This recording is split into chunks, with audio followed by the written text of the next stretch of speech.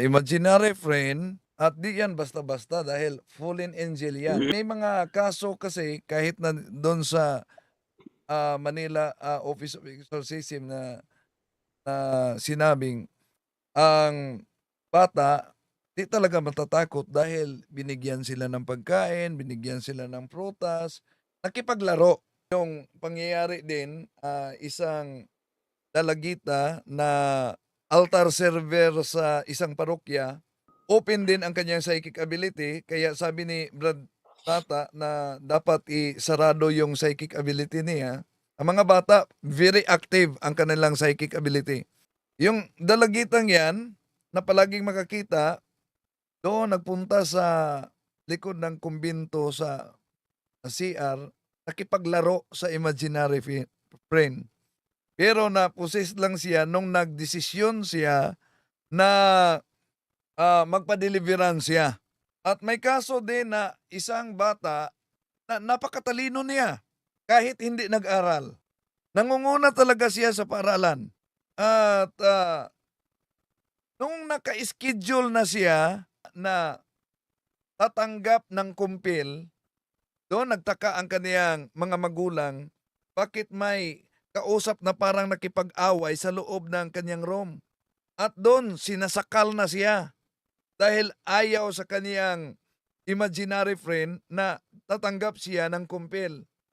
Yun pala ang dahilan bakit nangunguna siya sa klase kahit hindi nag-aral dahil yung imaginary friend niya, yun ang magpulong sa kanya ano ang tamang sagot, answer sa examination. So kaya, yung mga ganyan, sa mga nagsubaybay ngayon, paluit niyo sa mga anak ninyo. Kung may imaginary friend yan, ibig sabihin, bukas talaga ang kanilang occult third eye na. Oo. Lalo na pag kausap na, so nasa ikatlong level na ng occult third eye. At dapat masarado yan. Lalo na sa attic, CR, doon talaga sila naninirahan dahil sila territorial in nature. So, ang dapat gawin dyan na masarado ang kanyang psychic, yung tinatawag na occult third eye at yung pamilya, dapat mamumuhay sila sa grasya at panalangin. So bali Bro Wendell, talagang normal yung hindi sila matatakot kapag nakikita, parang gano'n, parang Oo, inaano dahil nila yun, hindi nakipagkita sila, nagpapakita na bilang kaibigan.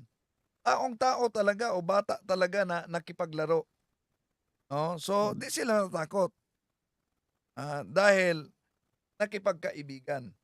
oo, siyempre hindi naman magdi-disguise na pangit yung ano 'no, yung evil spirit dahil matatakot nga naman yung ano 'no. So, usually nagpapakita sila parang ordinaryong tao rin 'no, imaginary friend 'no, Bro Wendell? Yes, kung maalala ninyo ang kaso ni Mother Evangeline de la Cruz of Cordoba, Spain, na open ang kanyang third eye, maliit pa lamang siya.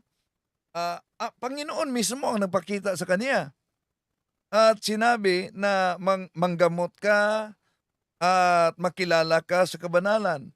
So nanggamot siya, batang-bata pa, ang dami ng napagaling niya ng mga imposibleng sakit. Mga 14 years old ba yon nang muling nagpakita sa kanya ang Jesus at niyakap niya. Sabi niya, Jesus, doon nagalit. Nagpakita na ng tunay mukha na demonyo pala. Mother Evangeline de la Cruz of Cordoba, Spain yan. Okay. Oh, so lahat ng nakikinig ngayon, hindi lahat ng ano pala, no, hindi lahat ng mga nakikita natin, akala yung iba Mama Mary pa, no, Santo Niño. So, very deceiving talaga yung mga fallen angels.